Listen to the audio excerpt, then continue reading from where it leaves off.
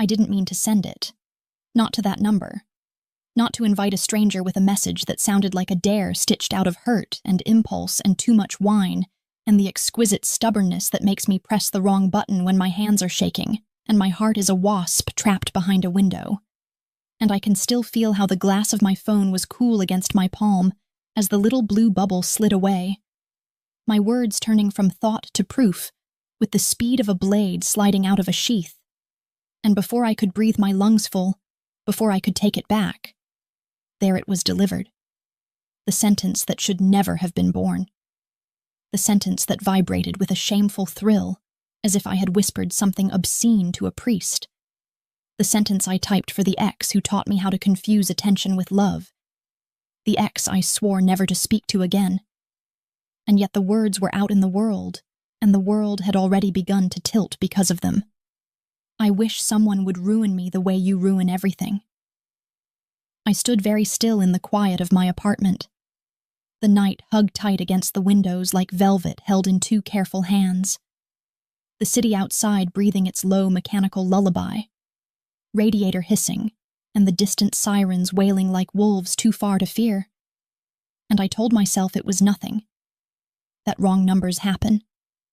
That the universe is not the sort of thing to answer a drunk text with an omen. But then the phone chimed with a sound that wasn't mine.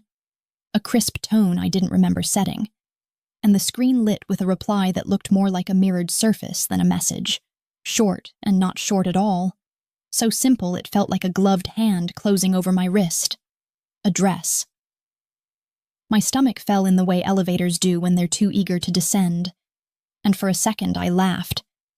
The small dry laugh of someone who believes in coincidence because the alternative is to believe in fate. And I typed wrong number. I typed ignore me. I typed sorry 3 times in 3 different ways, as if the repetitions could make a charm against consequence. And then the dots appeared. Those 3 gray pulses that mean someone is thinking and choosing and preparing. And then the dots vanished, and then they reappeared, and then nothing. And the radiators hissed again, and upstairs someone turned on a shower that sang through the pipes, and I waited with my breath in my mouth, praying to any god that could pass for reception. It is astonishing how quickly a room changes when fear walks in. Not a scream, but a shift. A slow turning of the kaleidoscope until the soft things acquire edges, and the shadows open their eyes. And I realized that I had never actually known how many locks were on my door. That I had never learned if the chain was for show or for safety. That the window latch I'd never bothered to fix suddenly mattered more than the painting I'd been working on all week. The one titled Ruin because I have always been a little dramatic in the privacy of my canvas, and as if summoned by that thought, a pair of headlights sliced across the ceiling in pale geometry and burned away, and my heart launched itself forward at a pace my body hadn't approved, and I told myself again that it was nothing, that cars pass, that light moves, that not every coincidence is a constellation. And then I heard them. Engines, plural, low and synchronized, not the impatient snarl of a delivery bike or the cough of neighbors hunting for street parking, but a deep-bellied purr like something expensive being pleased with itself. And the sound drew closer with the gravitational certainty of tide. And I stepped to the window, lifting the curtain with 2 fingers as if I were the heroine in a play, and the audience were waiting to see if I would recognize the man on the street below. And I saw them at once. A procession of black cars that should have looked like reflections of night, but instead looked like knives, glossy and without apology, sliding into place along the curb in front of my building, with the smooth choreography of men trained to waste nothing. Not motion, not breath, not the smallest flick of power. And when the engines cut, the quiet afterward yawned and showed its teeth. Panic is a delicate thing when it first arrives, almost pretty, an embroidery of static along the ribs, and I felt it rise with an intimacy that made me want to spit it out. And yet I couldn't stop looking down, couldn't stop counting doors opening, couldn't stop tracking the men who emerged in suits that fit like answers and coats that hung like warnings, all of them moving with the practiced economy of people who know their bodies are instruments. And the street is a stage. And one of them tipped his face up as though he had heard the thought I hadn't even finished thinking. And I let the curtain fall with a softness that felt like a lie. my fingers suddenly clumsy as if they had been borrowed from someone too young to be trusted with breakable things. I should have called someone, the police maybe, or the neighbor who feeds the hallway cat and always smells faintly of mint and bleach, or my mother. Except she would have only asked me why the hell I text boys like that, and if I was eating enough, or my best friend Lila, who knows how to make horror into humor. But the phone felt like a live thing now, and I did not want to touch it. I did not want to wake whatever slept inside it. And so I stood in the kitchen with my back to the counter, pressing the edge into my spine like the bite of a bit I knew I deserved, and I listened as the building absorbed unfamiliar footsteps, a shuffle-stop cadence like punctuation marks you cannot read yet. And then the intercom gave its sad electronic buzz, and the sound pulled a string somewhere behind my ribs and made my body move even as my mind shook its head. No, no, no. Isabella Rossi? A voice said through the metal, distorted and yet careful, patient in a way that made me even more afraid, because real danger is rarely impatient. And my name came out of the speaker the way a jeweler might lift a necklace from its velvet coffin, all understatement and appraisal. And I swallowed around the dryness in my throat, and I told myself to say nothing, to back away, to pretend no one was home, to pretend I had already left this life for a better one where I didn't send messages like prayers to strange gods. And then I heard faintly a second voice beneath the first. A voice not on the intercom at all, but out on the street, perhaps. A voice that made the air itself lean in. Don't spook her. My finger was already on the talk button before I realized it. Treachery disguised as reflex, and I pressed it as if I were touching the edge of a confession. And the single word I managed came out softer than I meant, and more honest than I wanted. A little ribbon of sound that felt like it had been waiting in me for years. Yes. There was a pause, and in that pause a century unfolded, a history of every bad decision I had ever made standing up one by one to be counted. And then the voice returned, warmer now, or at least pretending to be, the way a fire pretends to be a hearth before it becomes a problem. And the voice said, "You sent a message?" And it wasn't a question. And I wanted to laugh again, that small dry laugh that tastes like iron and habit, and say, "Did I?" as if we both didn't know, and I found myself answering, "Wrong number," which at least had the dignity of being true, and the dignity of being useless. "Open the door, Miss Rossi," the voice said, and I saw very clearly the path where I refused, where I called for help, where I waited behind locks I didn't believe in, where they forced their way in, and I learned the difference between resisting and delaying, and I saw the other path. The one where I opened the door, because I wanted to see if the man behind the voice had eyes like winter, or eyes like wine. Because curiosity has always been the bruise I press to see if it still hurts. Because I could not pretend any longer that my message had not been a kind of summoning, and my hand moved toward the chain, and the chain trembled, and the first lock turned with a small confession of metal. And the second lock followed because it always followed, and then the door opened a fraction.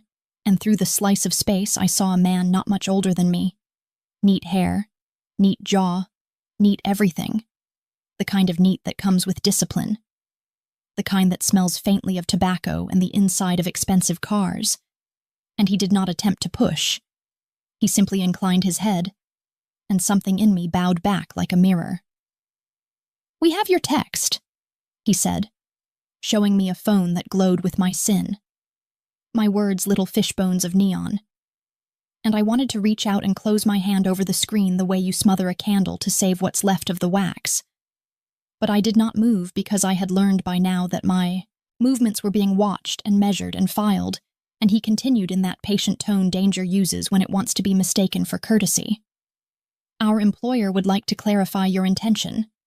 And I thought about intention the way people think about weather, as if naming it could change it. And I said, there was no intention. And we both listened to the lie land between us, light as dust, heavy as stone. He glanced past my shoulder into the apartment, taking inventory of my life with a rapid, expert affection that made me feel bare. The canvas leaned against the wall, the chipped bowl full of keys and theater stubs, the mug with 2 lip prints because I never learned the first time, the cactus on the windowsill that had lived through neglect like a small green testament to resilience. And he said, "Put on a coat." Not a question, not cruel, and because obedience can sometimes feel like control, I said, "I don't take orders." And because defiance can sometimes feel like a request, he replied, "Then take a suggestion." And stood there without blinking, until all the versions of myself that wanted to slam the door, and the versions that wanted to run, and the versions that wanted to beg fused into one version that stepped back, took my coat, slid my arms into its sleeves, and found the certainty that only terror can give.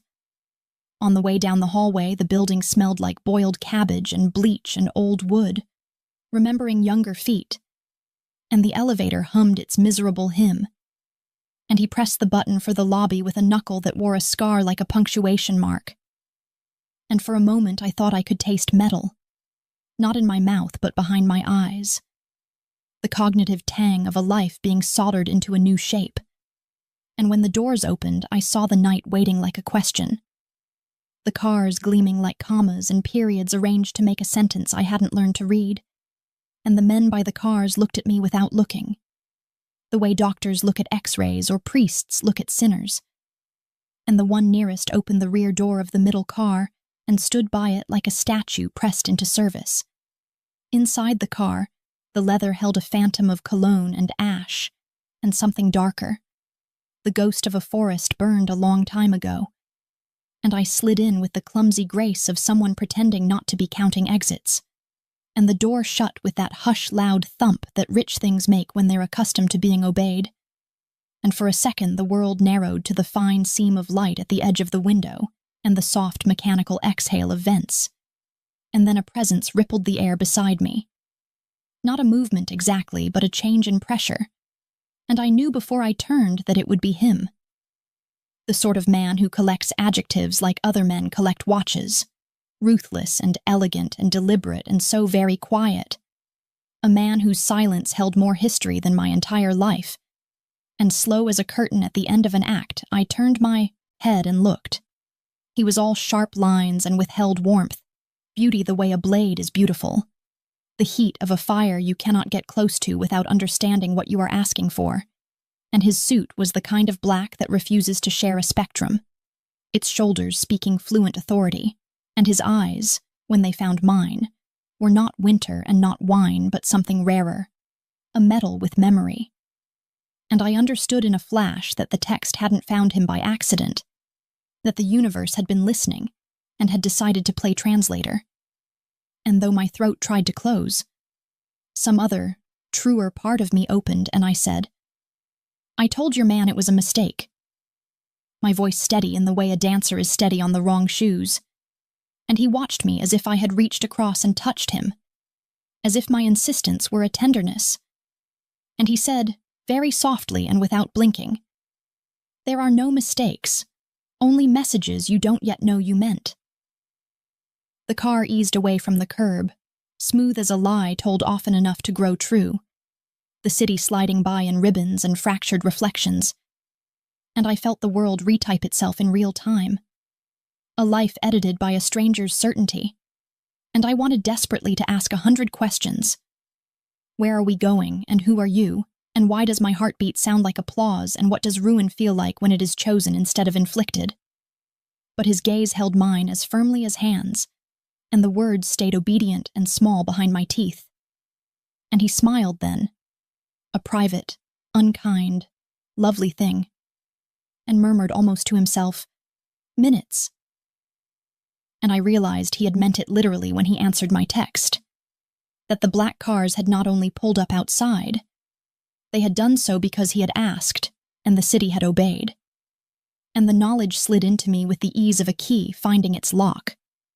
By the time the car slowed again, the night had grown a second skin, the kind that whispers secrets you didn't consent to learn, and we turned down a street I'd walked before without seeing. The buildings clean and indifferent, the lights in their windows not warm but efficient, and I understood that the part of my life where I could claim ignorance was over. that I was stepping into a narrative already in motion, that he had not appeared to begin something but to continue it, to correct it, to claim it. And as the driver opened my door and cold air reached in like a question, the man beside me finally offered me the mercy of a name, not mine, which he already owned, but his, which somehow felt more dangerous in my mouth than the first sin of my message. And he said it with the calm of someone who has never had to repeat himself. Damien Moretti. I stood with my feet on the threshold of whatever came next. Those black cars, a row of ellipses promising not an end but a continuation. And I felt it then with the inevitability of weather rolling across a plain, that the text I had sent was not a plea and not a joke, and not a mistake but a prophecy, and that whatever ruin I had flirted with had heard me and come dressed in a suit and a name spoken like a verdict. And as the lobby doors opened ahead of us with a sigh, I knew with the clarity that follows shock that the only way out now was through, and that the question I would carry into the next room and the next hour and the next chapter was whether I was about to be destroyed or remade, or, most terrifying of all, both at once. The car moved like it was gliding through the bloodstream of the city, soundless except for the faint, secret hum of power beneath our feet, and I could feel the rhythm of my pulse sinking to the vibrations of the engine, that low animal sound that seemed less like machinery and more like a living thing purring in its sleep. Damien Moretti sat beside me, close enough that I could smell the quiet danger of his cologne, something dark, with undertones of tobacco and cedar, threaded with a warmth that didn't belong to kindness but to control. His presence was a gravity, and I was the small moon circling a planet that didn't notice the damage it caused simply by existing.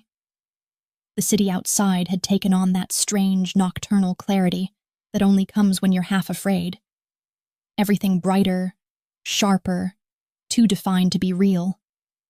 The streetlights burning halos into the fog, the reflections on rain-slick asphalt bending into golden serpents that slithered under our tires. And I thought of all the stories I had ever heard about men like him, the ones whose names were spoken like confessions or threats, depending on who was listening.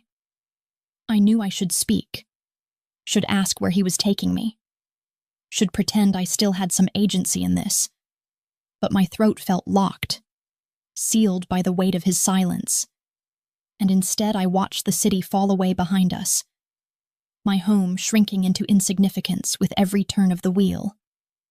He didn't look at me for a long time, and I wondered if I had already become irrelevant, just another curiosity he had decided to examine and discard. But then he said, almost absently, "You shouldn't text strangers, Isabella."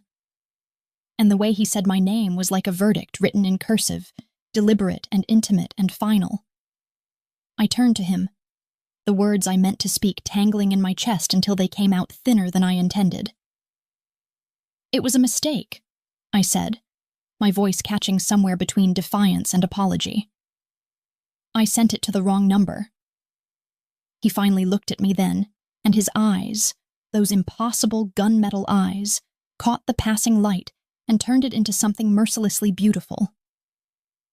"There are no wrong numbers," he murmured, and for a moment, I wasn't sure if he meant it literally or metaphysically, if he was mocking me or confessing something truer than either of us could handle. I tried to look away, but he had a way of holding you without touching you, of taking up all the oxygen until you forgot how breathing worked. "I thought you were someone else," I whispered, and he smiled, not the polite smile of a man amused, but the slow, predatory curve of someone who knows exactly what that confession costs you.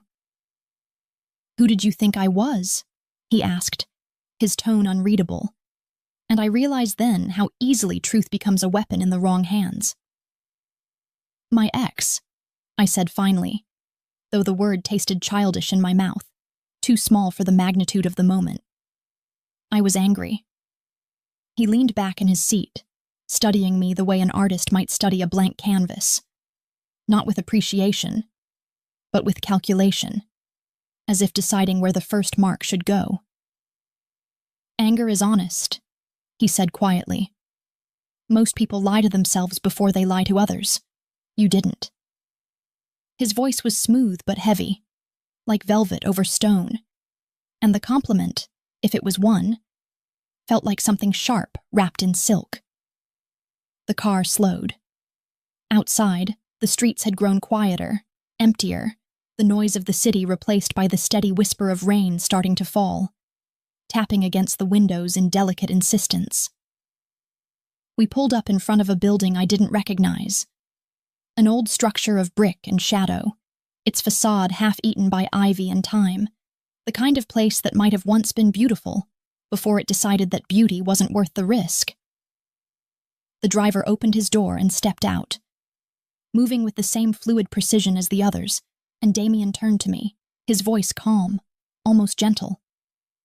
Get out. Something in me bristled at the command, though I obeyed anyway, because defiance requires belief in consequence, and I was no longer sure where belief ended and survival began. The rain had picked up, thin needles of silver under the streetlight, and I could smell wet earth and exhaust and something faintly metallic. Blood, maybe, or memory. He walked ahead of me, not looking back to see if I followed, and the men at the door stepped aside like shadows recognizing their source. Inside, the building was a cathedral of quiet opulence. Marble floors polished enough to reflect the chandeliers, walls lined with framed photographs of men in tailored suits and unsmiling eyes, history captured through the lens of control. He led me through a long corridor that smelled faintly of cigars and power, and when he opened the door at the end, I found myself in what looked like an office but felt more like a throne room. Dark wood, soft lighting, a single massive desk that could have served as an altar. He gestured toward the chair opposite his and said, "Sit." And I did, because my body had decided that compliance was safer than curiosity, even as my mind screamed for distance. For a while, he said nothing. He simply regarded me with that unnerving stillness that makes you aware of every movement you make. The tap of your heel, the rustle of your coat, the swallow that sounds too loud in the silence. When he finally spoke, it was to ask, "Why did you write that message?" I hesitated, unsure whether to answer honestly or strategically, but honesty felt like the only language he might respect. "Because I was angry," I said again, "because I wanted to hurt someone who hurt me." He nodded slightly, leaning forward, elbows resting on his desk. "And instead you reached me." His tone carried no accusation, only inevitability, as though this entire night were the logical conclusion of some invisible equation I hadn't realized I was solving. "Do you believe in accidents, Isabella?" he asked, and I shook my head before realizing the trap in the question. "Sometimes," I said, but the word was too small, too human, and he smiled again. That slow, dangerous smile that promised more than it revealed. "You shouldn't," he said. "Not in my world." The way he said my world sent a current through the room, invisible but undeniable, as though the air itself had shifted allegiance. I wanted to ask what that world was, what kind of man spoke like a prophet in a tailored suit. But before I could, there was a knock at the door. A low, coded rhythm that didn't sound like a servant's courtesy but like a signal. Damien's eyes flicked toward it once, then back to me. And something in his expression changed. Not fear, but alertness. The predator's awareness of movement nearby. "Stay here," he said, standing, and for a moment I thought I saw something human flash through his mask. Fatigue, maybe, or regret. But then he was gone, the door closing behind him with the soft click of inevitability. The room felt colder in his absence, and I realized how much of its warmth had been illusion, generated by his presence, by the strange energy he carried like a low-burning flame. I stood, drawn by a combination of fear and fascination, moving toward the desk where he had been sitting. On its surface, everything was meticulously arranged, pens aligned, papers stacked, a single glass of amber liquid that had gone untouched. But there, beside the glass, was something that didn't belong. A photograph. I picked it up, my breath catching as I recognized myself in it, walking through a market 2 days ago, my head tilted slightly as I examined a bouquet of lilies, unaware of the camera that had captured me. The photo was recent. Too recent. I turned it over, and in neat, slanted handwriting were 2 words: "Find her." The sound of the door opening behind me froze the blood in my veins, and when I turned, Damien was standing in the doorway, watching me with an expression that made my skin hum with something between fear and desire. "You shouldn't touch what isn't yours," he said softly, and though the words were a reprimand, his tone carried something almost tender, the kind of danger that feels like an invitation. I set the photograph down slowly, my fingers trembling, and asked, "Why do you have a picture of me?" My voice was quieter than I intended, but it still filled the space between us. He stepped forward, closing the distance, his presence swallowing the room again. "Because I don't like surprises," he said simply, "and you surprised me." He was close enough now that I could see the faint scar near his collarbone, the way his pulse moved beneath the skin of his throat. Steady, controlled, like everything else about him. "You were being watched," he continued, "by someone else. You texted me before they could reach you." The words landed like a spark in dry grass, and I realized that the danger I thought I had stumbled into might have been the lesser of 2. "Who?" I asked, but he only smiled, the kind of smile that made the question irrelevant. He leaned closer, his voice dropping to a whisper that brushed against my ear like a promise. "Whoever it is, they'll come again." He straightened, reaching into his coat for something I couldn't see, and said in that same calm tone that always sounded like an order wrapped in courtesy, "From now on, you'll have someone watching you. My men will keep you safe. Safe." The word rang hollow, a paradox in his mouth. "From them?" I asked. "Or from you?" He didn't answer, just gave that half smile again, the one that felt like both a confession and a challenge, before turning away. And as the door closed behind him, I realized that the rain outside had stopped, that the silence now was absolute, and that somewhere, beneath the polished floor and the perfumed air, something very old and dangerous had just awakened. And though I didn't know it yet, by the next night, that same black car would be parked outside my building again, only this time, it wouldn't be waiting. It would be watching. The days that followed blurred into one another, though blur isn't quite the right word because in truth everything became too sharp, too detailed, too present, as if my senses had been turned up to some unbearable frequency.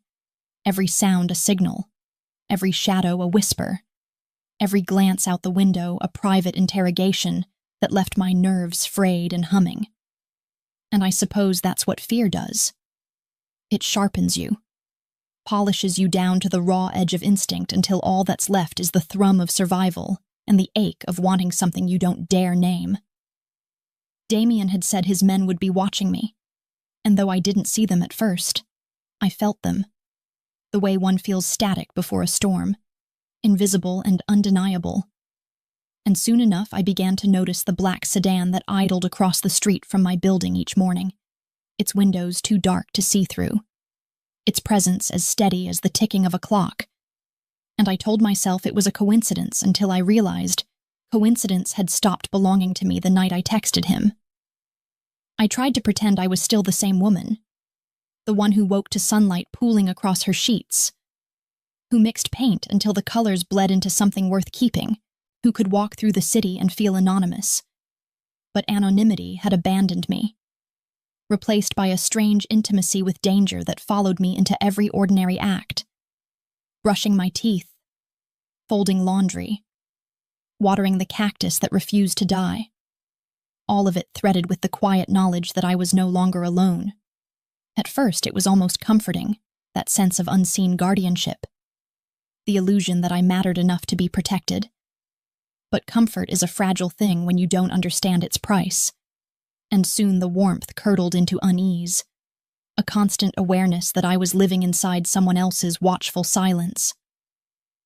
The first time I saw him again, it was late afternoon. That hour when the sun turns the city to gold and exhaustion wears its prettiest mask. And I was leaving the art supply store with a bag full of brushes I didn't need and colors I couldn't afford when I caught sight of him leaning against the hood of the black car, one hand in his pocket, the other holding a cigarette he didn't smoke so much as think about. He wasn't looking at me directly, but I knew he knew I'd seen him. And for a heartbeat, the world narrowed to that single point of awareness, the pull between recognition and resistance. And then he flicked the cigarette away, the motion so graceful it felt choreographed, and pushed off the car, walking toward me with the kind of calm that makes panic feel gauche. "Following me?" I said, though my voice lacked conviction, and his eyes softened with amusement, or maybe pity, I couldn't tell. "Watching," he corrected, his tone too even to argue with. "You don't have to thank me." The audacity of it should have made me angry, and maybe it did, somewhere beneath the pulse of fascination that always overpowered common sense when he was near. But I found myself saying, "I didn't ask to be watched." And he replied without missing a breath, "You didn't have to." We walked in silence for a while, the rhythm of our steps finding an uneasy harmony, and I could feel people's eyes sliding over us. The tall man in the tailored suit and the girl who looked like she'd stumbled into the wrong story. And it struck me that whatever this was between us had already begun to write itself in public, a rumor that hadn't yet found its voice. When we reached the corner, he stopped and turned to me, the sun cutting through the city behind him, haloing him in light that didn't belong to saints. "Do you paint fear?" he asked suddenly, and the question startled me more than I wanted to admit. "Sometimes," I said, "when it won't leave me alone." He nodded, as though I'd confirmed something he already suspected. "Good," he murmured. "You'll need that."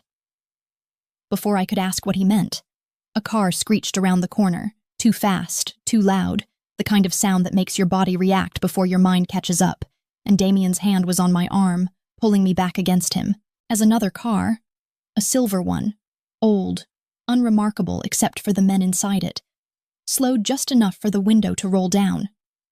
I caught the flash of something metallic before he shoved me behind him, and then it happened all at once. The sharp crack of gunfire, the smell of smoke, the chaos of people ducking and shouting, my heart stuttering in time with the echoes.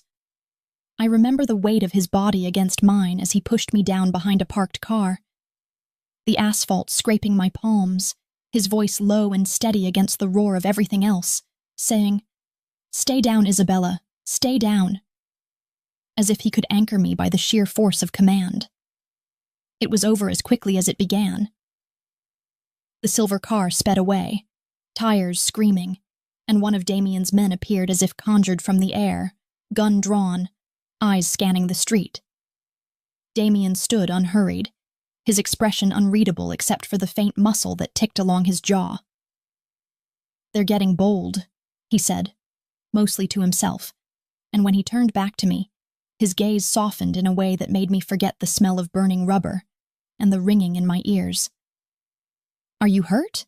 he asked, and the concern in his voice was so foreign that I almost laughed.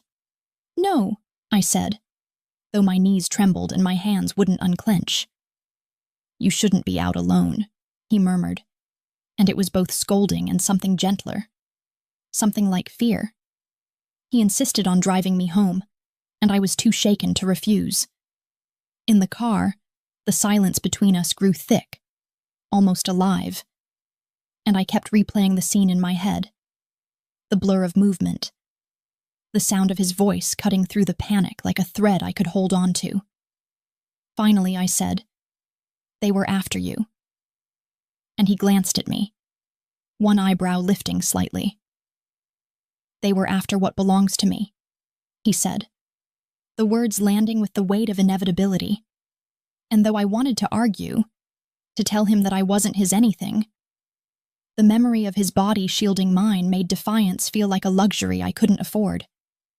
When we reached my building, he didn't leave immediately. The engine idled, purring softly like a secret we were both too tired to name, and he turned to me. His voice lower now, intimate in a way that made the air feel charged. "You need to understand something, Isabella," he said, and there was no arrogance in his tone, only certainty. "You walked into my world the moment you sent that message, and in my world intentions don't matter, only consequences." I should have been terrified, and maybe I was, but beneath the fear was something else, something reckless and shamefully alive. "So what happens now?" I asked, my voice steadier than it should have been, and he smiled, that slow, deliberate smile that made me forget how to breathe properly. "Now," he said, "you let me keep you alive." When I stepped out of the car, the night was too quiet, the kind of quiet that feels orchestrated, and as I walked up the stairs to my apartment, I could feel his gaze lingering, heavy as a promise. Inside, I leaned against the door, trying to steady the rhythm of my heart, and when I finally looked out the window, the black car was still there, parked beneath the flickering streetlight like a sentinel that didn't need to sleep. For days after, I told myself I could live with it. The surveillance, the protection, whatever you wanted to call it. But living under someone's eyes is like living under glass. You start to forget what freedom felt like. I painted obsessively, color spilling across the canvas in frantic strokes, trying to turn the chaos into something I could control, but everything I made came out wrong, too violent, too vulnerable, too much like confession. And then, one evening, just as dusk folded itself over the city, there was a knock on my door, 3 soft, deliberate taps that sounded almost polite. When I opened it, no one was there, only an envelope lying on the floor, thick paper, unmarked except for my name written in an unfamiliar hand. Inside, a single photograph. Damien, standing in front of a burning car, his expression calm, almost serene, and behind him, scrawled in red ink, were the words, "He can't protect you forever." The world tilted then, the air rushing out of the room, and I knew that whatever lines existed between safety and danger had just been erased. And when I looked out the window again, the black car was gone. I couldn't sleep after that night, not even for a heartbeat of dream, because every time I closed my eyes, I saw the photograph again, its edges sharp enough to slice through the flimsy walls of reason I had tried to build around myself. And though I burned it in the sink, watched the paper curl, blacken, twist into ash that floated upward like an unkept promise, it didn't matter, because what's destroyed doesn't always disappear. Sometimes it just changes shape. And in this case, it changed into a presence, a heaviness in the air that pressed against my lungs until even breathing felt like a trespass. I told myself I should call Damien, that I should tell him about the envelope, the photograph, the threat scrawled in crimson that might have been ink or blood. But I didn't, because something inside me rebelled at the idea of depending on him, at the thought of handing over my fear as though it were a gift he was entitled to. And yet, if I was honest, and fear has a way of peeling you down to honesty, I didn't call because part of me wanted to see if he would come anyway, if the man who claimed the world bent to his will would feel the disturbance I carried like a bruise under my skin. For 3 days, I lived in a state of suspended anticipation, a kind of taut stillness that turned every sound into a question and every silence into an answer I didn't want to understand. I stopped going to class, stopped painting, stopped pretending to be someone who could still pass for ordinary, because ordinariness felt obscene now, a costume that no longer fit. The black car didn't return, but its absence wasn't relief. It was dread wearing the mask of freedom, and I found myself glancing at the window more often, searching the street for proof that someone still cared enough to watch me, even if watching had never been for my sake. On the 4th night, just as the city's pulse slowed to its midnight rhythm, my phone buzzed against the table. the sound slicing through the stillness like a blade drawn across silk. And when I picked it up, I saw only a location. No message, no name, just coordinates glowing faintly on the screen. And though I didn't recognize the place, I knew who had sent it. I stared at those numbers for a long time, waiting for reason to intervene, for self-preservation to whisper don't go. But reason had stopped visiting me around the same time Damien started appearing in my thoughts uninvited. And so I grabbed my coat, my keys, my fear, and stepped into the night like someone walking toward their own confession. The city at that hour was both beautiful and cruel. The streets washed clean by rain, reflections of light stretching across the asphalt like veins of gold in stone. And as I walked, I felt a strange calm descend, the kind that comes when you've already accepted the danger you're walking into. The coordinates led me to a district I rarely visited, a place where the buildings were old enough to remember secrets, and the air smelled faintly of iron and incense. And when I saw the restaurant, an old Italian place tucked between two shuttered storefronts, its windows glowing with soft amber light, I knew I was exactly where he wanted me. Inside, the world shifted again. The noise of the city fell away, replaced by the low murmur of conversation, the clink of crystal, the faint notes of a piano played somewhere out of sight.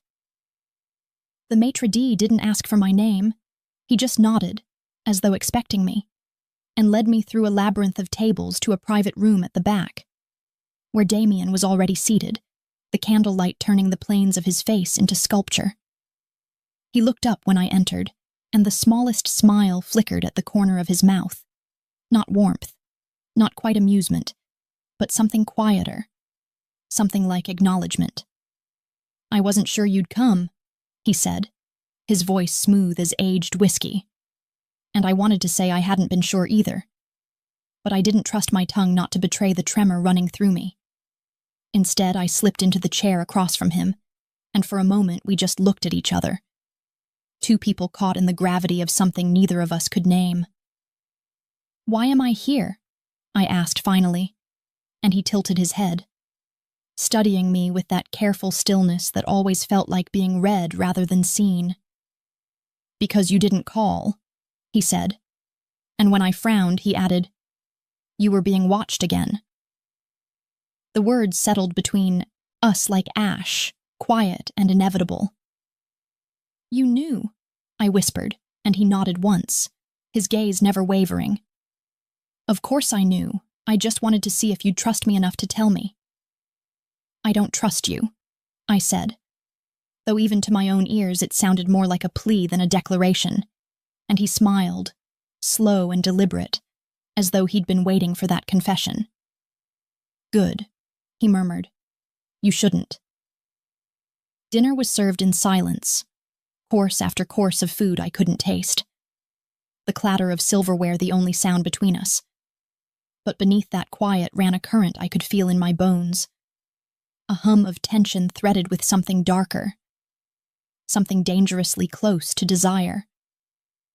I watched his hands as he poured the wine, the precision of his movements, the way power seemed to live in his every gesture, and I wondered what it would feel like to touch him, not in the tentative way of curiosity, but in the desperate way of surrender. When the plates were cleared, he leaned back, eyes fixed on mine. "You received something," he said softly, and it wasn't a question. "An envelope." The air seemed to thin around us, and I felt the faintest tremor in my fingers as I nodded. "How did you—" I began, but he cut me off with a look. "You're in my world now, Isabella. I don't ask how. I just know." I told him about the photograph, the message, the handwriting that seemed carved rather than written, and as I spoke, I saw something shift in his expression, a shadow crossing the surface of calm. When I finished, he was silent for a long time, fingers steepled under his chin, and then he said, "Victor." The name fell like a stone, heavy with history. "He's the one who sent it." "Who is he?" I asked, and he exhaled, the sound low, controlled. "A man who doesn't understand restraint. A rival. Someone who thinks hurting what I value will make me bend. What you value? I repeated, the words tasting bitter. That's what I am to you? Something you own? He leaned forward then, his voice dropping to a whisper that carried more weight than shouting ever could. If I owned you, Isabella, you'd be safe. And there it was again, that impossible collision between threat and tenderness, the way he could turn something monstrous into something that almost sounded like protection. We sat there in that suspended moment, the candle between us flickering like a heartbeat, and I realized that whatever this was, it was no longer a game, that every glance, every word, every silence was a move in something much larger, much older than either of us. What does he want? I asked, though I already knew the answer would terrify me. You, he said simply, and the honesty in his tone was the cruelest thing of all. I should have run then, should have left the restaurant, should have severed whatever tether bound me to him before it tightened into something unbreakable. But I didn't move. I couldn't. Because in that moment, fear and fascination had become indistinguishable, two sides of the same blade, and I was already bleeding from both. When we left the restaurant, the air outside was cool, sharp, carrying the scent of rain about to fall. He walked beside me in silence, his presence a wall between me and the rest of the world, and when we reached the car, he turned to me, eyes unreadable in the streetlight. You're coming with me, he said, not as a request, but as an inevitability. To your world? I asked, and he smiled faintly, that dangerous, devastating curve of his mouth that always felt like both invitation and warning. To safety, he said. But as I slid into the car, the door closing with that soft, final sound, I couldn't shake the feeling that safety was just another word for captivity, and that the real danger was no longer out there in the dark. It was sitting right beside me, wearing a suit that smelled of smoke and power, and watching me as though he'd already decided how the story would end. Still, when he reached over and took my hand, his touch was warm, steady, anchoring, and I let him. Because even if I was walking willingly into his cage, I needed to know what kind of man built it. And somewhere behind us, unseen but certain, another pair of headlights flared to life and began to follow. The night air outside Damien's estate felt like it belonged to another world, heavier somehow, as if every breath came threaded with the scent of danger and something sweeter beneath it, like smoke tangled with roses that had forgotten they were supposed to be innocent. And when the gates closed behind us, whispering shut on their hidden motors, I realized I had crossed a line that could not be uncrossed, a boundary not marked by walls or fences, but by the quiet certainty that I no longer existed in the same version of reality that had once belonged to me. The drive up to the house was a winding path of silence, and though Damien sat beside me, close enough that I could feel the heat of him through the thin sleeve of my coat, he said nothing, and I couldn't decide whether his silence was a kindness or a warning, whether he was giving me space to breathe or waiting for me to admit that I had already surrendered something far more dangerous than my safety, my curiosity. The house itself was vast and beautiful in a way that made beauty feel like a threat, all sharp angles and cold glass reflecting the pale moonlight, its architecture both modern and ancient, the kind of place that felt like it had been built not to be lived in, but to be obeyed. Inside, the air was warmer, perfumed faintly with cedar and something darker, something masculine that made my pulse betray me. And though the space was immaculate, everything in its precise place, every object chosen with deliberate care, it didn't feel lived in. It felt controlled, curated, a museum for someone's power rather than their comfort. He led me through the grand hallway, his footsteps soundless on the marble, mine echoing behind like an afterthought. And I found myself studying the paintings that lined the walls, old masters mostly, but among them hung a few pieces that were unmistakably modern, violent explosions of color and shape that pulsed with energy, pieces that didn't belong and yet demanded to be there. "You collect contradictions," I said quietly, half to myself, and he glanced over his shoulder, that faint curve of a smile ghosting across his mouth. "Only the ones worth keeping," he replied, and I wasn't sure if he meant the art or me. He stopped in front of a set of tall double doors and opened them without ceremony, revealing a study lit only by the glow of a single lamp, its warm pool of light spilling over a massive desk and a decanter of amber liquid that looked like honey trapped in glass. "Sit," he said, and though his tone was even, there was a softness in it that startled me, as though the command was less about control and more about concern. I obeyed, if only because disobedience felt like an invitation I wasn't yet brave enough to issue. He poured 2 glasses, the crystal catching the light like captured fire, and handed one to me. "You're shaking," he said, not as an observation but as something closer to regret, and I hadn't realized until then that he was right, that my hands trembled ever so slightly as though my body knew something my mind refused to admit. "I'm fine," I lied, and he didn't argue, just studied me with that unnerving stillness that made me want to fill the silence with anything, even truth. "You said Victor sent the photograph," I said finally, my voice steadier than I felt. "What does he want from you?" He leaned back in his chair, eyes narrowing slightly as though weighing how much to reveal. "He wants what he's always wanted," he said, "to take what's mine, to remind me that control is an illusion, to make me bleed just enough to feel mortal." He paused, swirling the liquid in his glass, watching the way it caught the light before adding, "And now he's found a new way to get my attention." "Me," I said, and the word hung between us like a confession. He didn't deny it. "You walked into a war you didn't know existed," he said softly, "and now you're the message they're using to send me one back." I wanted to tell him that I didn't belong in any of this, that I was just an artist, a girl who made color out of chaos, who sent one wrong text because her heart was tired of pretending not to hurt. But the words caught somewhere in my throat, tangled up with something else, something dangerously close to understanding. "Then why bring me here?" I asked. "Why not send me away? Hide me somewhere he can't find me?" His gaze locked on mine, and for the first time since I'd met him, I saw something raw there, something almost human. "Because if I sent you away," he said, "he'd take that as permission to hunt. And I don't run from threats. I eliminate them." There was no bravado in his voice, no need to convince me of his strength.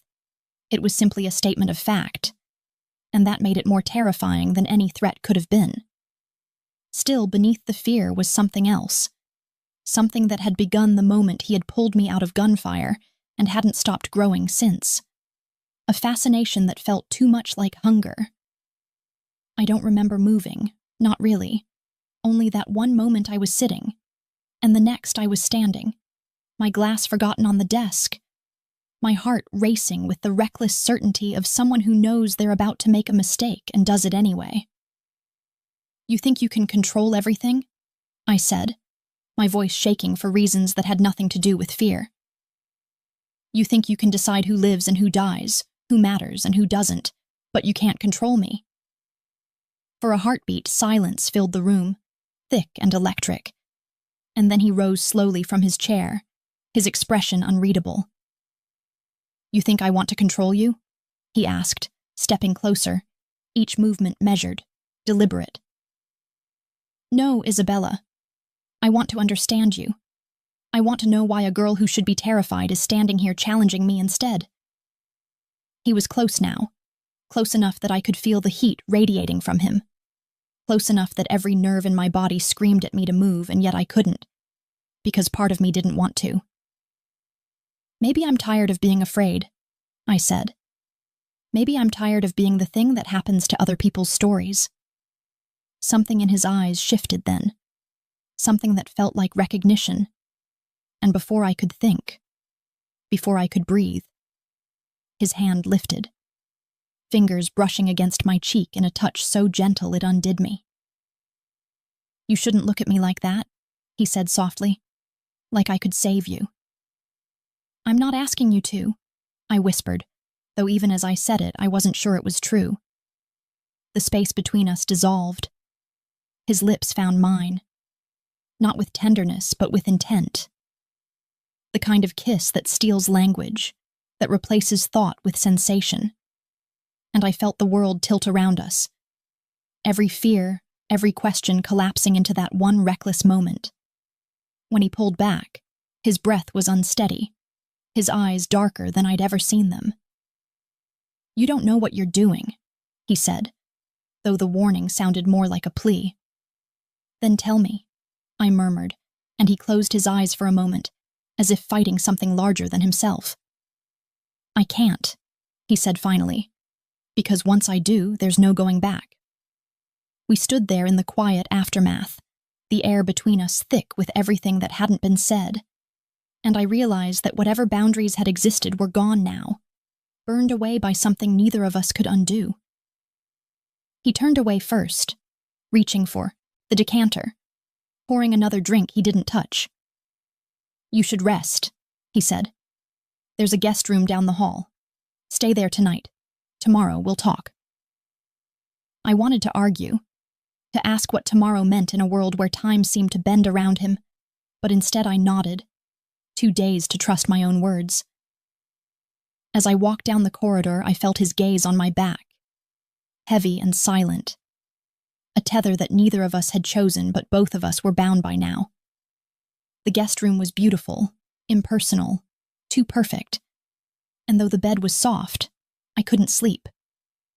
The storm outside had grown stronger, wind rattling the windows like impatient fingers, and somewhere in the distance I thought I heard voices, low, urgent, not his. I rose and crossed to the window, pulling the curtain aside just enough to see the driveway below, where two unfamiliar cars had pulled up beside the black sedan I knew too well. Men stepped out, strangers dressed in dark coats, their movements too quiet, too purposeful. For a moment I thought they were his, more of his watchful shadows, until one of them glanced up, and I saw the glint of something metallic in his hand, and the way his mouth curved into something that was almost a smile. Then from somewhere deeper in the house, I heard it. A sound sharp enough to slice through the night. The unmistakable crack of a gunshot. And just like that, the illusion of safety shattered. And I realized that whatever game I had wandered into had just changed its rules again. I will never forget the sound of that first gunshot. It was the kind of sound that cleaves the world in two. The kind that doesn't just echo through walls, but through skin and bone, through reason and memory, splitting everything that came before from everything that comes after. And I remember standing there at the window, frozen in the pale light of the storm, watching the shadows move below like chess pieces sliding across a blood-stained board. And in that instant, I understood what Damien had meant when he said there were no accidents in his world, only consequences. The night had teeth now, sharp and precise, and every second felt like an intake of breath before the scream that never comes, and though instinct told me to hide, some reckless current in me, curiosity, defiance, maybe even something like loyalty, pulled me toward the door instead, toward the danger that had already found me. I slipped into the hallway, barefoot, the marble cold against my soles, and the lights had dimmed somehow, not extinguished but muted, as though the house itself understood it was safer not to be seen.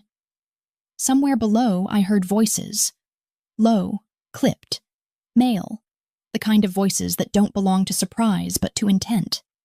And one of them, even muffled by distance, carried the cadence I would recognize anywhere. Damien's.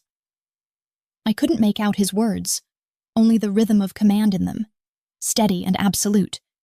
And for a heartbeat I thought maybe everything would resolve itself. That this was just another test of control in a world that thrived on power. But then another shot tore through the air. Closer this time, followed by the shattering of glass. and reason vanished like smoke and wind. The stairs stretched below me like a throat, narrow and dim, and I descended without thought, one hand grazing the polished banister for balance, the other pressed against the racing drum of my heart. The scent hit me halfway down, gunpowder and rain, metallic and alive, and when I reached the bottom, I saw him. Damien standing in the foyer, framed by the chaos, his white shirt streaked with someone else's blood, his expression calm in the way a storm's eye is calm, the stillness that only exists at the center of violence. Around him, his men moved with choreographed precision, returning fire toward the intruders who had forced their way through the east entrance. "Isabella!" he barked when he saw me, his voice cutting through the cacophony like a command meant for the universe itself.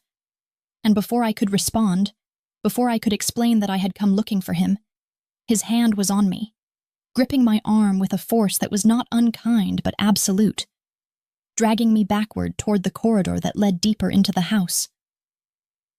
"You shouldn't be here," he said, and there was a kind of wildness in his voice I hadn't heard before. Not rage exactly, but something perilously close to fear.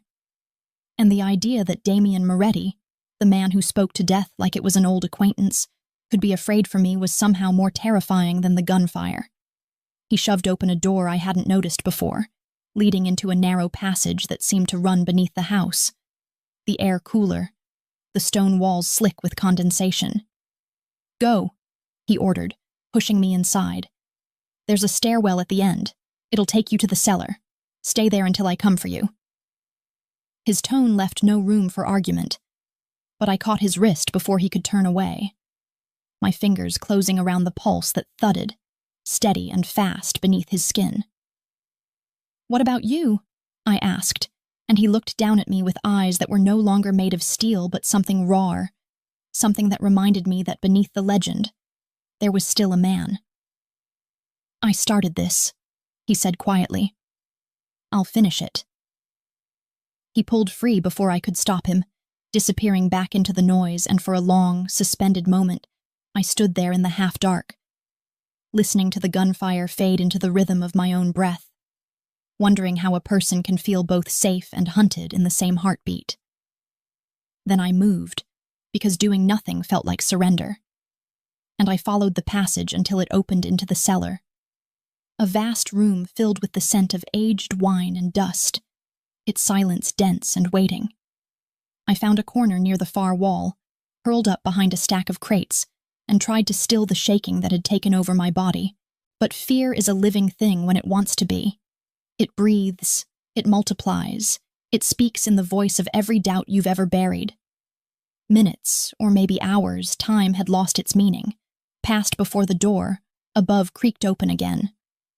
I froze, every muscle locking tight, expecting footsteps, voices, the confirmation that whoever had come wasn't him. Instead, there was only silence, and then his voice, low and steady. "Isabella." My name had never sounded like that before. Not an address, but a promise, and before I could stop myself, I was running toward the sound, climbing the narrow stairwell until I emerged back into the main hall. The gunfire had stopped. The air was thick with the smell of smoke and iron, and the marble floor glistened darkly in places I didn't want to look too closely at. Damien stood near the entrance, his jacket gone, his sleeves rolled to his elbows, the veins in his forearms standing out like roots. And around him, his men moved with quiet efficiency, gathering weapons, checking the fallen. He turned when he heard me, and the relief that flickered across his face was so brief, so unguarded it almost undid me. "You shouldn't have come up," he said, but the reprimand lacked conviction, and when I reached him, when I saw the small cut along his cheekbone, the smear of blood on his throat that wasn't his, something inside me snapped. "Don't tell me what I should or shouldn't do," I said, my voice breaking under the weight of everything I couldn't say, that I had thought I'd lost him, that the idea of him lying somewhere in this house broken and still had terrified me in a way that nothing else ever had. He stared at me for a long moment, then exhaled, the sound almost like surrender. and reached up to touch my face, his fingers tracing the line of my jaw, the gesture both grounding and devastating. "You shouldn't have seen this," he said softly. "This isn't who you are." "Maybe you don't know who I am," I whispered, and his thumb stilled against my skin. He said nothing for a while, just looked at me, his eyes searching, as if trying to read the truth behind the words, and then he murmured, "You're right. Maybe I don't. But whoever you are, you're in this now." He turned away then, gesturing for one of his men, giving quiet orders I couldn't hear, and the efficiency of it, the calm authority, should have reassured me. But instead it only deepened the ache of something I didn't want to name. Later, when the bodies were gone and the blood had been cleaned from the floor, the house felt impossibly quiet. Too large for the two of us. Damien poured a drink, his hands steady, but his shoulders carried a tension that hadn't been there before, and I knew without him saying it that tonight had been a message from Victor, a declaration that the game had only just begun. "He's not going to stop," I said quietly, and Damien's jaw tightened. "No," he said, "he won't. But neither will I." We stood there in the half-light, the air between us charged with the weight of everything unspoken. I wanted to ask him why he had chosen this life, why power seemed to matter more to him than peace. But before I could speak, he turned to me, eyes dark, unreadable. "You can still leave," he said. "I can make it safe for you. New identity, new city, a chance to start over. You don't have to stay in this." For a moment I almost believed him, almost imagined the version of myself who would take that offer, who would run and never look back. But that version of me no longer existed.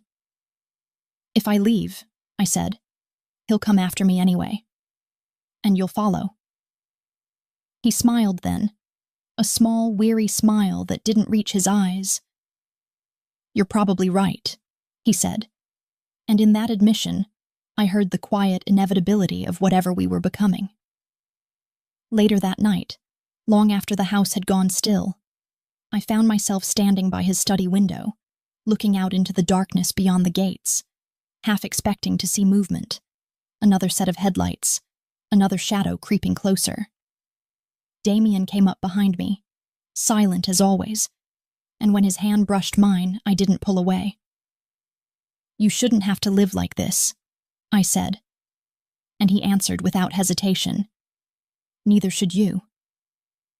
We stood there in silence, two people caught between choices that weren't really choices at all, and when I turned to face him, his expression was unreadable, but his voice was soft when he said, "Tomorrow I'll take you somewhere safe." I wanted to believe him. I wanted to believe that there was still such a thing as safety. But outside, in the dark beyond the iron gates, a pair of unseen eyes were already watching, waiting. And as the first light of dawn bled into the horizon, I had the sinking feeling that tomorrow would be far too late. Morning did not arrive gently. It came in shards of light that pierced through the heavy curtains like accusations, too bright, too sharp. And I woke not because I was rested, but because the silence felt wrong, as though the house itself was holding its breath, waiting for something it knew I wouldn't like. I lay there for a long time, staring at the ceiling, trying to remember what it felt like to wake up without the weight of danger pressed against my chest, and failing. Because even in sleep, Damien's world had seeped into my dreams, turning them into landscapes of smoke and gold, where he stood just out of reach, his voice threading through the dark like a promise and a threat intertwined.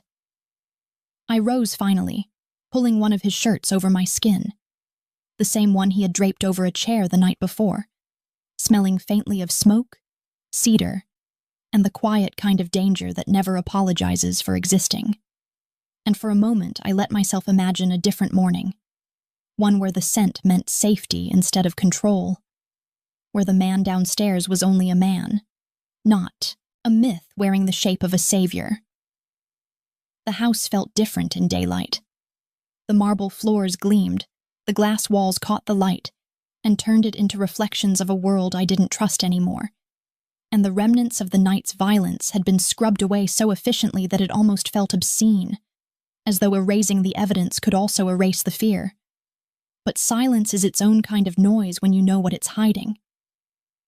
I followed it down the hallway, the air still carrying that faint metallic undertone that clung to every memory now, and found Damien in the study, seated behind his desk with his jacket off, his sleeves rolled, the sunlight cutting across the hard lines of his face like the blade of a confession.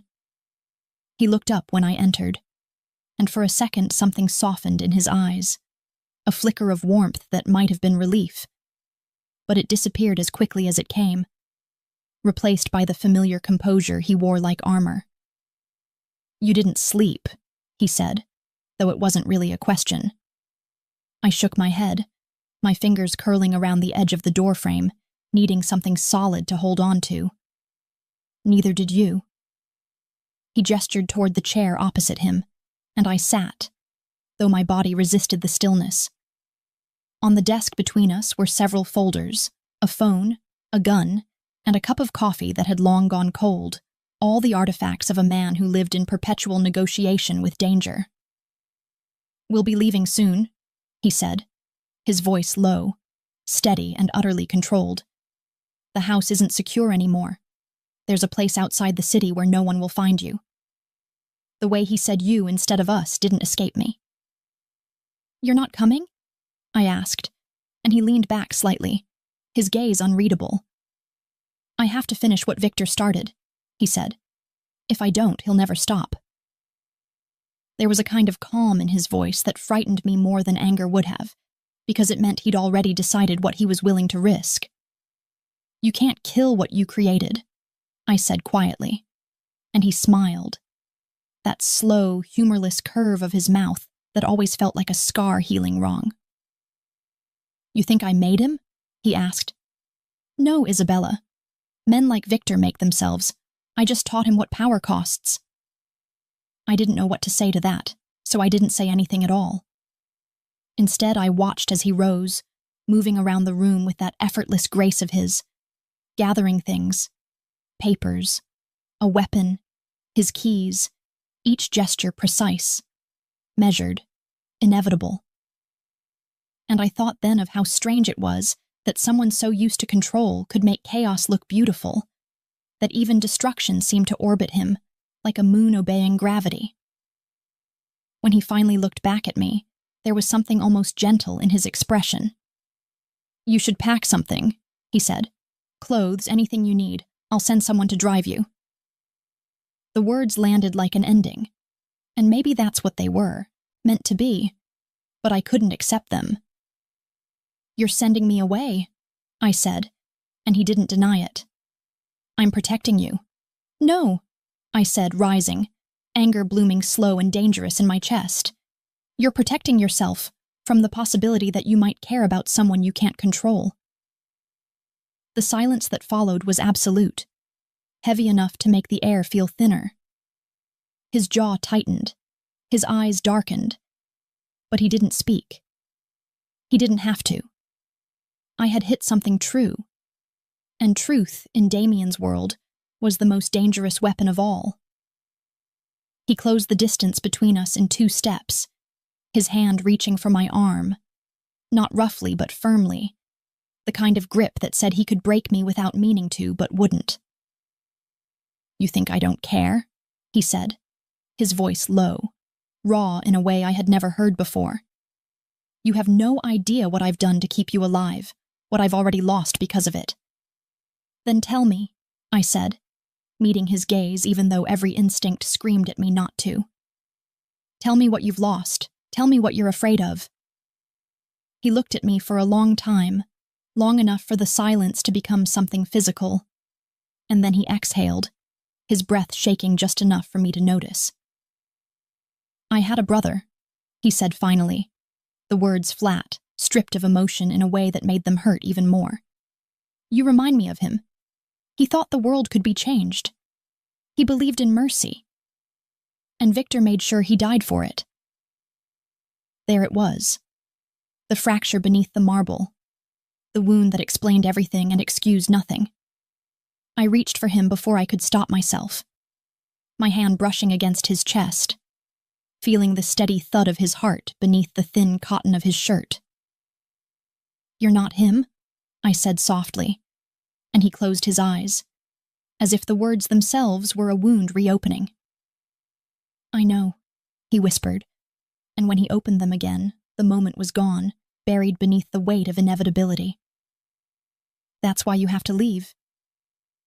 He turned away then, and I knew that was the end of the conversation, at least for now. I went upstairs, packed what I could, though the act felt hollow, as if I were preparing to abandon a version of myself I hadn't realized I'd become. When I came back down, Damien was standing by the front door, speaking quietly to one of his men, the morning light turning the edges of him to gold. He looked at me once more, his gaze unreadable, then nodded toward the waiting car. "They'll take you to the safe house," he said. I should have listened. I should have gone.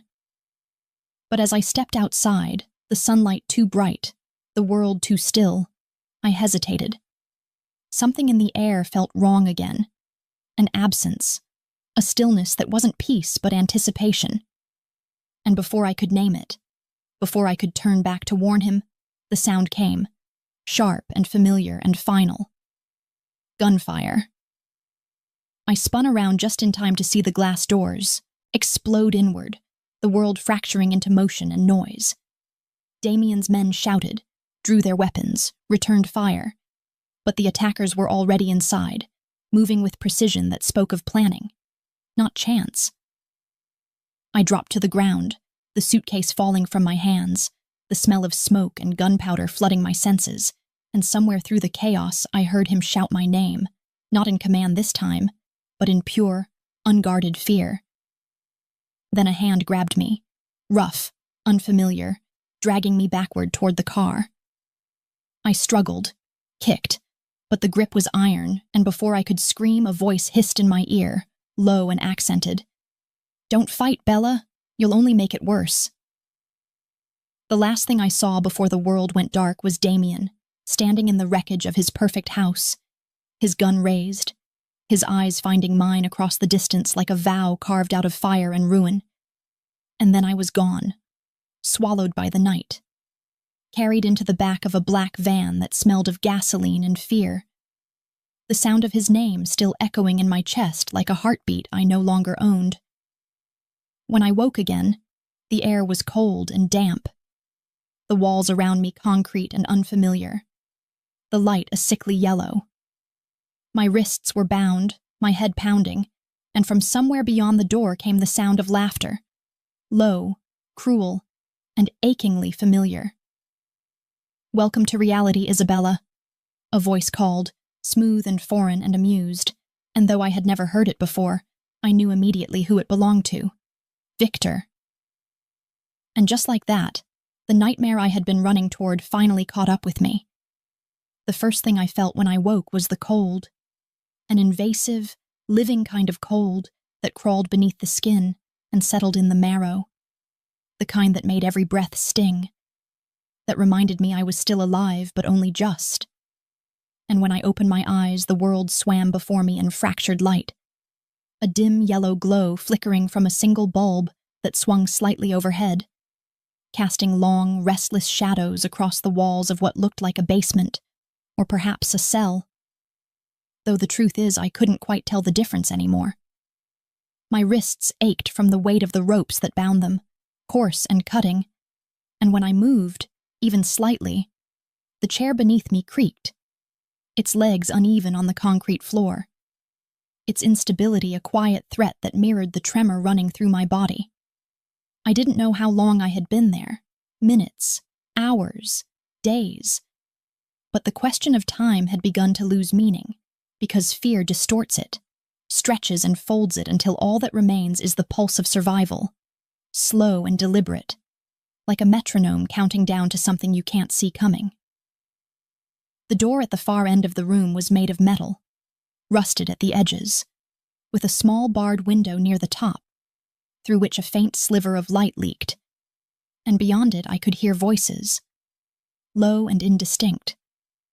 One of them deep and resonant, the kind of voice that carries authority without needing to shout, the kind that makes silence feel like obedience. I knew it before I even heard the name.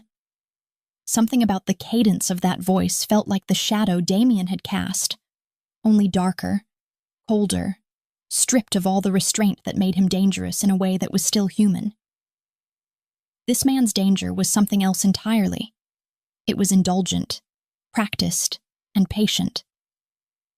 When the door opened, the sound was almost gentle, the hinges sighing as if tired of the burden they carried, and the man who stepped through was not what I expected.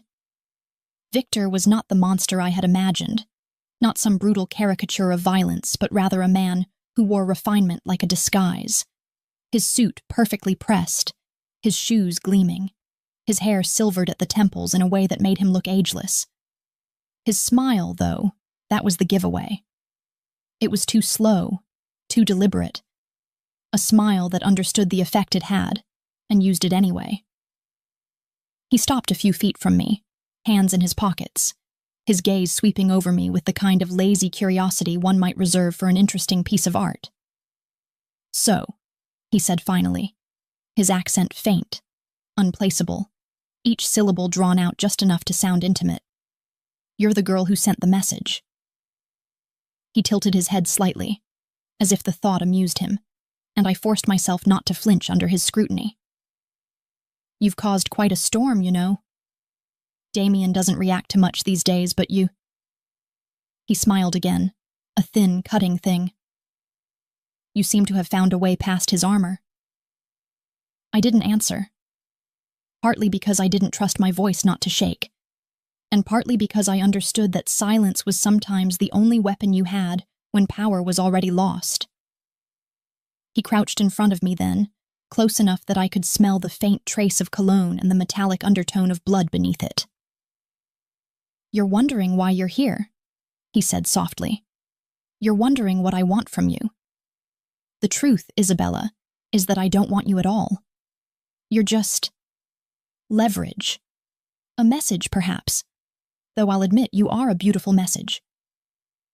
The words slithered between us, and though he spoke them with the ease of someone describing a fine painting, there was something beneath them, something sharp and hungry that made my stomach twist. "He'll come for you," I said, my voice low but steady, and for a moment something flickered across Victor's face. Amusement, perhaps, or something colder. "Oh, I'm counting on it," he said, rising to his full height again. "That's the point, you see. Damien needs to remember what it feels like to lose something he can't replace."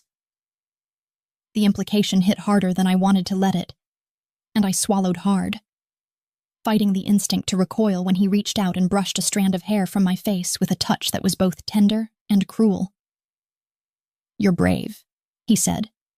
"Or maybe just foolish. I can never tell the difference in people like you." He turned away then, walking toward the door, his steps unhurried, and for a moment I thought he would leave me there in the silence again. But then he paused, glancing back over his shoulder. "You should pray he comes quickly," he said, his voice almost kind. "Because the longer he takes, the less mercy I'll have left." The door closed with a soft, final click, and the echo of his words lingered in the air long after he was gone. I let my head fall forward, the ropes biting deeper into my skin as I tried to breathe through the panic pressing at the edges of reason. I didn't know how much of his threat was performance and how much was promise. But I had seen enough of men like Damien to know that those two things often shared the same face. Time passed strangely after that, slipping in and out of focus like light refracted through water. Sometimes I thought I heard footsteps outside the door, sometimes a distant shout, sometimes nothing at all, and in those stretches of nothing, my mind became its own kind of enemy, filling the silence with memories of the way Damien had looked at me that last moment, of his voice when he said my name, of the quiet fear I'd seen in his eyes that told me I had become more than an accident to him. I tried not to think of what he might be doing now, of whether he was alive, of whether he would come, because hope was dangerous here. It made the walls feel closer, the cold sharper, the waiting endless. Eventually the door opened again, but this time it wasn't Victor. A man entered, tall, broad-shouldered, with a scar cutting across his jaw, and without a word, he knelt to untie the ropes around my wrists. My hands were numb, useless at first, and when I tried to move, pain flared bright and immediate. "He wants you to eat," the man said, his voice flat, devoid of inflection. He set a tray on the small table in front of me, bread, water, nothing more, and stepped back, watching as though waiting for me to refuse. I didn't.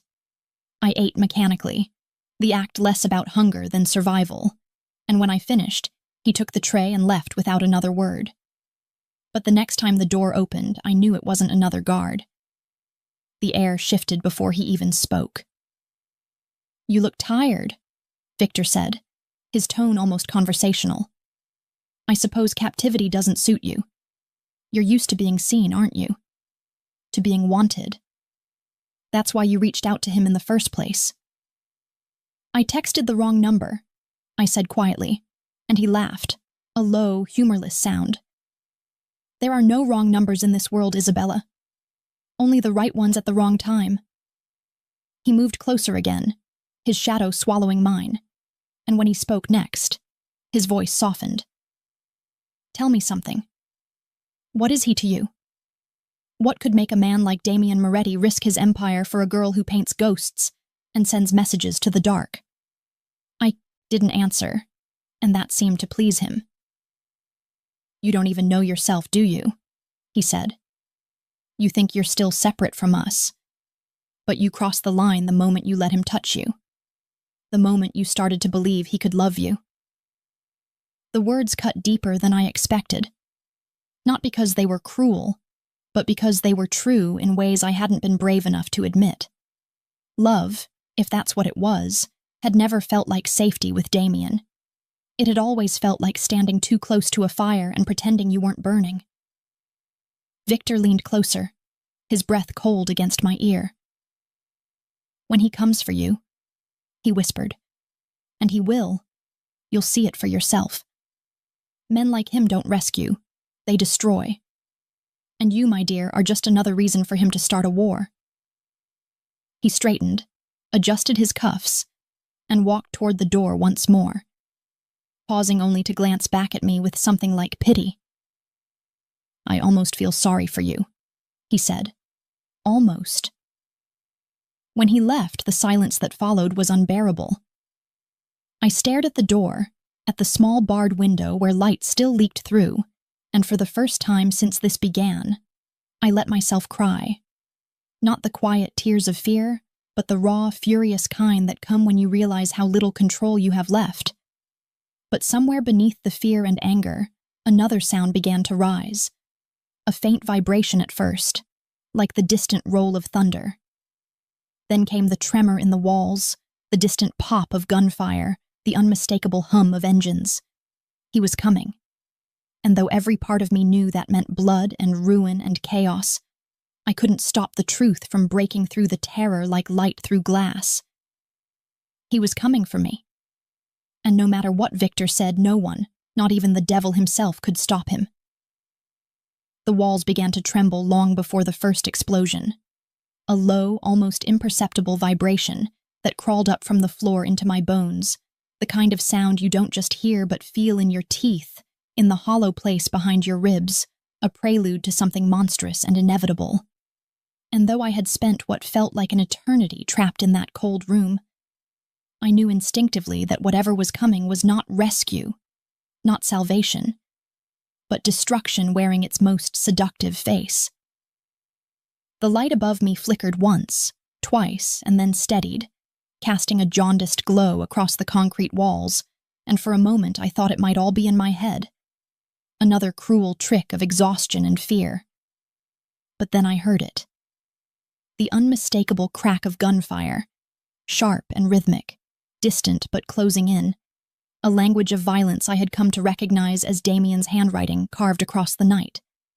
My heart surged against the weight of my chest, a painful, almost violent rhythm that felt too large for my body, and though my wrists still ached from the ropes that had only recently been untied, I pushed myself to my feet, unsteady and weak, my pulse thrumming like a prayer I didn't dare speak aloud.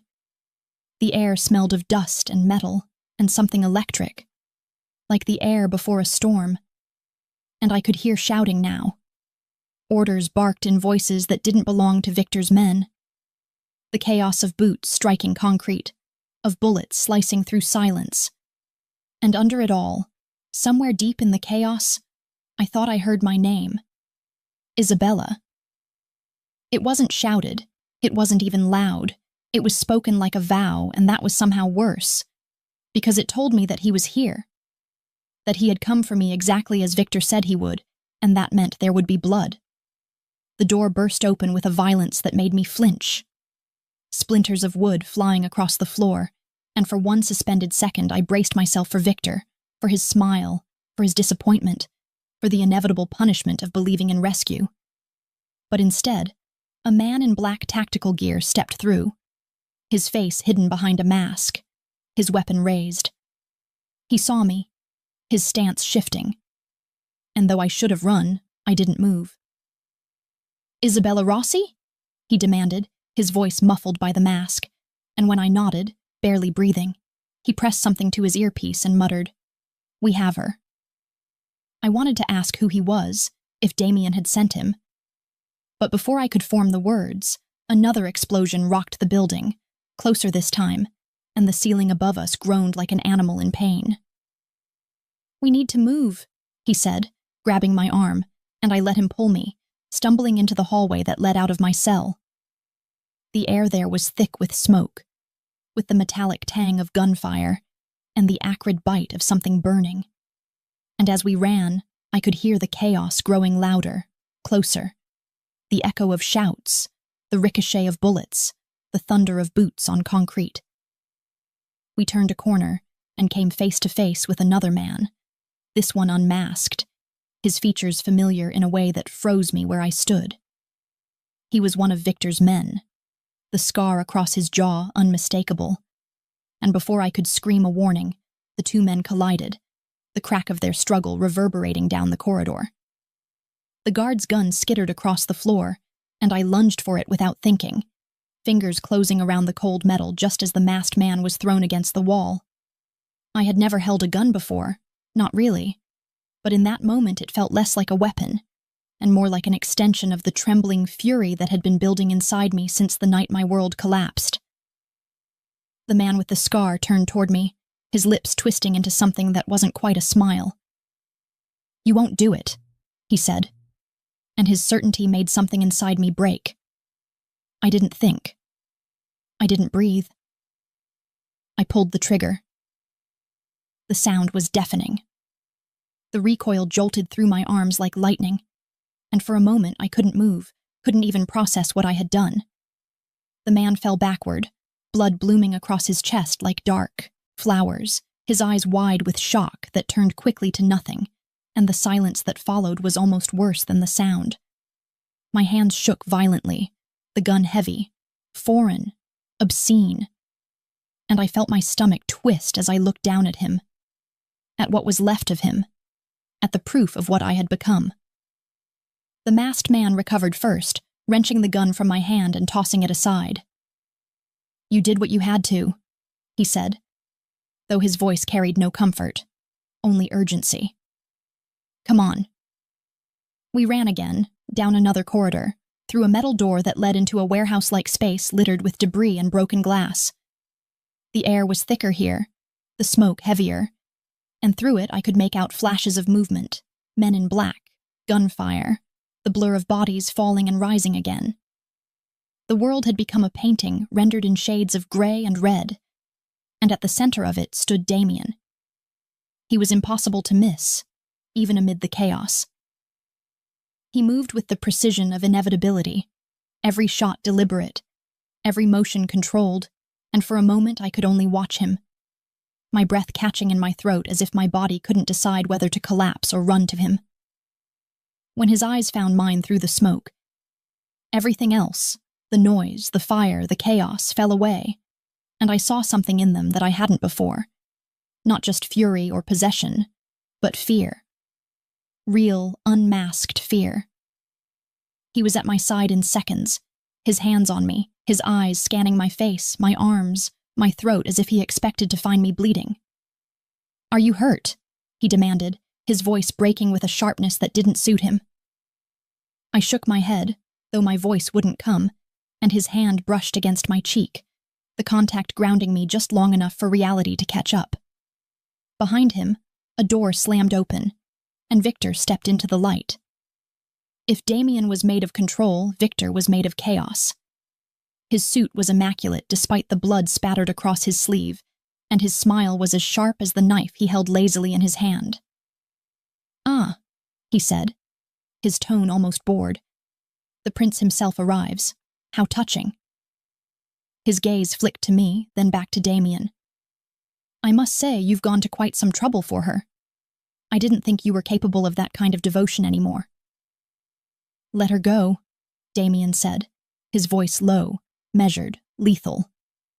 Victor laughed softly, shaking his head. "You always were predictable, my friend. You think love makes you strong. It doesn't. It makes you soft, weak. And that," he said, taking a slow step forward, "is why I'll win." Damien's gun was steady, his stance unshakable, but I could feel the tension radiating off him, the coiled violence waiting to snap. "You won't win," he said. "You've already lost." Victor's smile didn't falter. "We'll see." The moment stretched, fragile and endless, and then the world erupted again. Shots rang out, the sound deafening, and I dropped to the floor as Damien lunged forward. For a second, all I could see were flashes of light, smoke, movement, then a single, terrible sound. The low, guttural exhale of someone hit. When the smoke cleared enough for me to see, Damien was on his knees, blood blooming across his shoulder, dark and fast, his gun still clutched in one hand. Victor stood a few feet away, bleeding too, his expression twisted into something between triumph and disbelief. "You should have stayed away," Victor said, his voice ragged now. "You don't belong in this world anymore." But Damien only smiled, the kind of smile that didn't reach his eyes but carried a promise anyway. "Neither do you." He raised his gun and fired once. Victor staggered, the knife slipping from his fingers, his body folding in on itself like paper. For a moment he stayed upright, his eyes wide, as if he couldn't quite believe the end had come for him, and then he fell, the sound of his body hitting the floor final and absolute. I was already running toward Damien, the rest of the world blurring around us. He tried to stand but faltered, his blood staining the floor, his breath coming ragged and shallow. "You're okay," I said, pressing my hands to his shoulder, trying to stop the bleeding, trying to convince myself that the words could make it true. His hand came up to cover mine, his skin cold and slick with blood. "Don't lie to me," he said, his voice barely above a whisper, a shadow of its usual strength. "You're too honest for that." "Then don't you dare die," I said, the words breaking apart as they left me. He looked at me then. Really looked, and in that gaze was every unspoken thing between us. Fear, desire, guilt, longing, love twisted into something unrecognizable. "I told you," he murmured, his lips curling into a faint, pained smile. "You'd be the one to ruin me." And then his hand slipped from mine, his eyes fluttering closed just as another sound cut through the chaos outside. Sirens, distant but growing louder, and the rumble of engines that didn't belong to Damien's men. Someone else was coming. And as I knelt there, covered in his blood, the realization sank in like ice. This wasn't over. Not yet. The sirens rose like a requiem for everything that had already burned, their wails slicing through the smoke-heavy air and shattering the fragile stillness that had settled over the warehouse. and I remember thinking how strange it was that something meant to signal rescue could sound so much like mourning, so much like a song for the dead. I knelt beside Damien, my hands still pressed against the wound that refused to stop bleeding, the warmth of his blood soaking through my fingers, and in that moment I wasn't sure if I was holding him together or simply trying to keep the world from collapsing completely. His breathing was shallow, uneven, a rasping sound that came from somewhere deep inside him, and every time his chest rose I counted it, like a miracle, terrified of the space that might come after. The rest of the world had blurred to a kind of distant hum. Shouts, footsteps, engines, the sound of metal and glass giving way under the weight of aftermath. But all I could focus on was him, the man who had turned my life into a labyrinth of shadows and revelations, who had destroyed as easily as he protected, who had made me see beauty in the darkest places, and who, against every law of reason and survival, had somehow become the only thing that felt real in a world that no longer made sense. I whispered his name like a plea, my voice trembling, and for a moment I thought he didn't hear me, until his eyes opened, slow and heavy, the color of storm clouds over the sea. "Isabella," he said, barely more than breath, my name unraveling from his lips as though it cost him something to speak it, and the sound of it broke me open in a way that no bullet ever could. "You have to go." "No," I said immediately, the word sharp, desperate, useless. "I'm not leaving you." He smiled then, or maybe it was only the ghost of one, a faint curve of his mouth that carried more pain than warmth. "You were never meant to stay," he whispered, and I shook my head, refusing to accept that kind of prophecy, because it sounded too much like goodbye, and I had already lost too many pieces of myself to him to let him take this one too.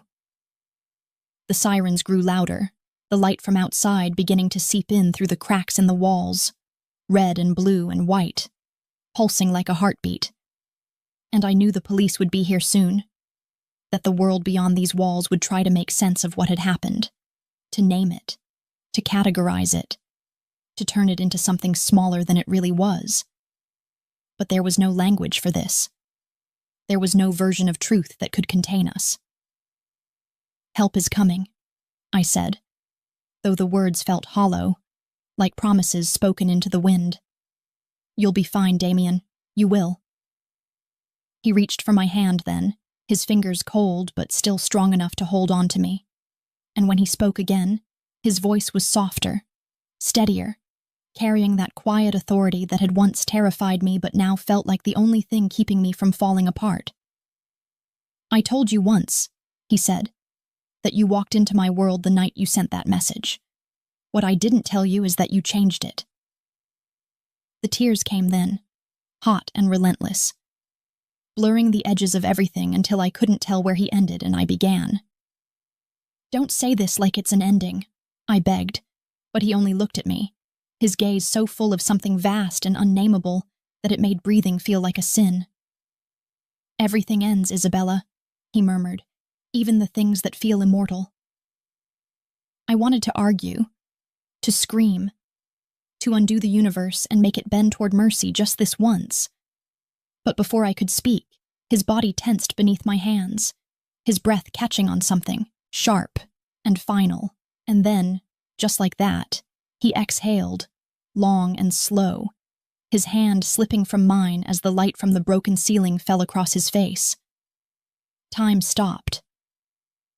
There are moments when silence becomes a living thing, when it presses against you with the weight of all the words you never said, and this was one of them.